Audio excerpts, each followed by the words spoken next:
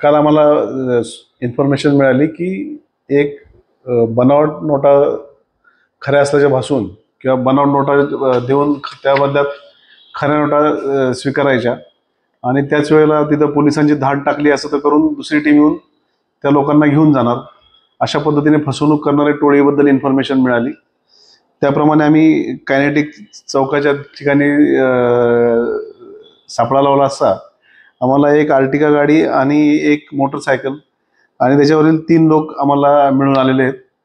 त्यांना आम्ही ताब्यात घेतलेले. त्यांच्यासोबत इर्टिगा गाडीमध्ये बनावट नोटांचे बंडल्स मिळाले. ते बनावट नोटा म्हणजे ज्या चिल्ड्रन बँकेच्या नोटाचं बंडल ठेवून त्याच्यावर 500 रुपयाची बनावट नोट लावली जाते आणि त्या नोटा समोरच्याला 1 लाखाला 10 लाख अशा पद्धतीने त्या दिल्या जातात आणि त्याप्रमाणे त्या नोटा आणि त्या लोकांना जप्त केलं. त्याच वेळेला त्या अंधाराचा फायदा घेऊन त्यांच्या